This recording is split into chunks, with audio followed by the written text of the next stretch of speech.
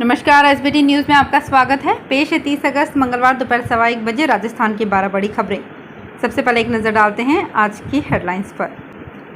NEET PG की counselling स्थगित, MCC ने जारी किया नोटिस। रामदेवरा से लौट रहे 11 श्रद्धालुओं को ट्रेलर ने रौंदा, 2 की मौत।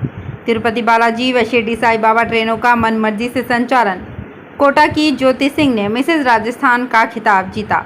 और एससी आयोग के अध्यक्ष बोले, पायलट को बनाएं सीएम। और अब खबरें विस्तार से। नीट पीजी काउंसलिंग 2022 को रीशेड्यूल किया गया है। मेडिकल काउंसलिंग कमेटी ने नोटिस जारी कर इसकी जानकारी दी है। इसके अनुसार काउंसलिंग में और सीटें बढ़ाने के लिए ऐसा किया गया है। हालांकि अभी तारीख तय नहीं की गई है। पहले इसे 1 सितंबर से शुरू किया जाना था।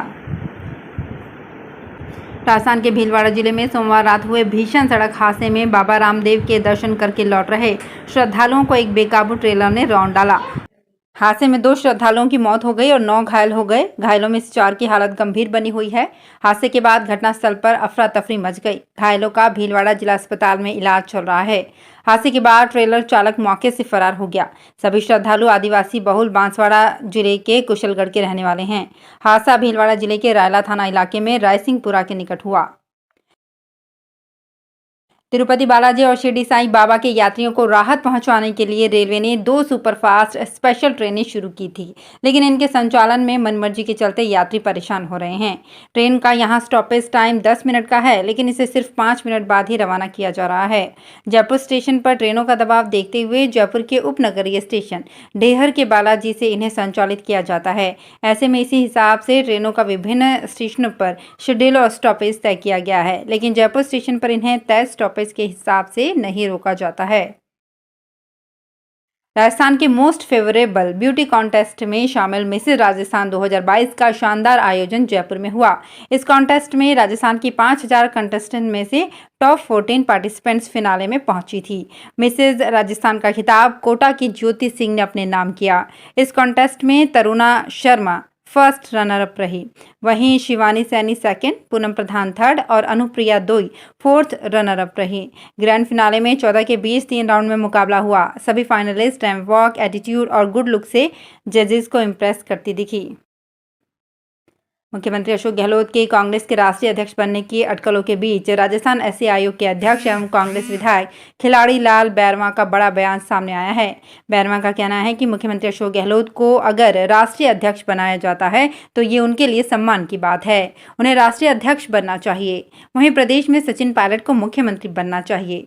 उन्होंने कहा कि गहलोत को अब युवा पीढ़ी को मौका देना चाहिए। बैरवा यहीं पर नहीं रुके और उन्होंने कहा, जब सचिन पायलट मानेसर चले गए थे तब उनसे वादे करके उन्हें वापस लाया गया था। उस समय जो समस्याएं थी वे भी खत्म हो गई हैं।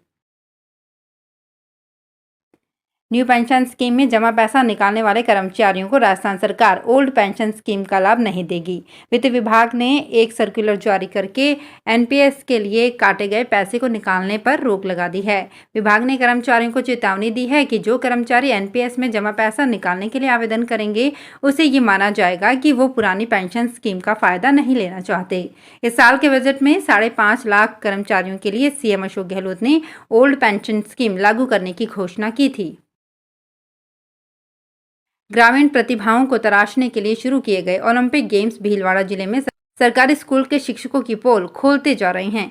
सरकार को ऐसा ही मामला पारोली कस्बे में नजर आया। यहां कार्यक्रम में समारोह में स्कूल के स्टूडेंट और ग्रामीणों ने हंगामा खड़ा कर दिया।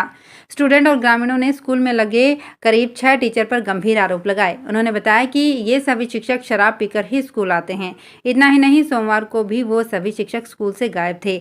ऐसे कार्यक्रम की अध्यक्षता कर रहे राज्य मंत्री धीरज गुर्जर ने स्कूल से ही शिक्षा विभाग के अधिकारियों को इस मामले की शिकायत की। इन दिनों स्टेट हाईवे की सड़क पर जल भराव के चलते वाहन चालकों का आवागमन बाधित बना हुआ है। कस्बे के अलवर रोड स्थित मुख्य सड़क के दोनों तरफ गंदे पानी की निकासी का अभाव है, जिससे जल भराव की स्थिति बनी हुई है। फिलहाल स्टेट हाईवे की सड़क जगह जगह गहरे गड्ढों में तब्दील होने लगी है। ऐसे में दोपहिया वाहन चालक पानी में गड्ढों की जानकारी के अभाव में आए दिन दुर्घटना का शिकार हो रहे हैं। वहीं गड्ढों से निकली गिट्टियों से बड़े वाहनों के टायर पंक्चर होने पर बीच रास्ते में खड़ा होने पर जाम की स्थिति बनी रहती है। साथ ही दुकानों के सामने जल भराव से दुकानदारों का व्यवसाय प्रभावित हो रहा है।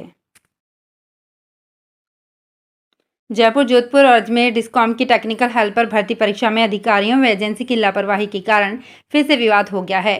कंप्यूटर हैंग और बायोमेट्रिक सिस्टम नहीं चलने के कारण 5 केंद्रों के करीब 1800 अभ्यर्थियों को अलग पेपर से परीक्षा देनी होगी। पहले 27 अगस्त को 14,000 अभ्यर्थी को अलग पेपर दिए गए थे। ऐसे में 2 अलग अलग पेपर नॉर्मलाइजेशन के बाद टेक्निकल हेल्पर भर्ती की मेरिट बनी थी। पहले चरण की परीक्षा 5 चरणों में हुई थी। इसमें भी नॉर्मलाइजेशन हुआ था तथा कई अभ्यर्थियों ने इस प्रक्रिया पर सवाल उठाते हुए धांधली होने का आरोप लगाया था। जेईई एडवांस्ड के बाद अब स्टूडेंट को रिकॉर्डेड रिस्पांस और आंसर की का इंतजार है। उधर पुराने रिजल्ट्स का एनालिसिस किया जाए तो 55% अंकों पर छात्र टॉप 1000 रैंक में शामिल हो रहे हैं। वहीं 75% अंकों पर स्टूडेंट ने टॉप 100 में जगह बनाने में सफलता हासिल की है। इस साल के पेपर का स्तर पुराने पेपर जैसा ही रहा। फिजिक्स का पेपर 1 कठिन और लंबा था। पेपर 2 पेपर 1 की तुलना में कुछ आसान रहा। फिजिक्स का पेपर फर्स्ट कठिन और लंबा था। पेपर सेकंड पेपर फर्स्ट की तुलना में कुछ आसान रहा। ओवरऑल अभी तक आईआईटी का जो पैटर्न था उसमें ये पेपर हार्ड था। कैलकुलेशन बेस्ड प्रश्नों की संख्या ज़्यादा थी। मैथ्स का पेपर पिछले वर्ष की तुलना में कठिन व लंबा रहा।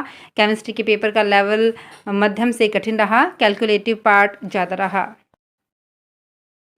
सुप्रीम कोर्ट ने मंगलवार को वरिष्ठ वकील प्रशांत भूषण को राहत देते हुए उनके खिलाफ चल रहे कंटेम्प्ट ऑफ कोर्ट यानी कि अवमानना का केस बंद कर दिया है। प्रशांत भूषण ने साल 2009 में तहलका मैगजीन को दिए एक इंटरव्यू में आरोप लगाया था कि भारत के पिछले 16 मुख्य न्यायाधीशों में से आधे भ्रष्ट थे। 2010 में उनके खिलाफ अवमानना का केस सुप्रीम कोर्ट ने शुरू किया था। उत्तराखंड के उधम सिंह नगर जिले में रुद्रपुर ट्रांजिट कैंप में मंगलवार सुबह जहरीले गैस का रिसाव हो गया, जिसकी चपेट में आकर कई लोग बेहोश हो गए। घटना की जानकारी मिलते ही एसडीएम, एसडीआरएफ और दमकल विभाग की टीमें और पुलिस मौके पर पहुंची। इन पर भी जहरीले गैस का असर हुआ।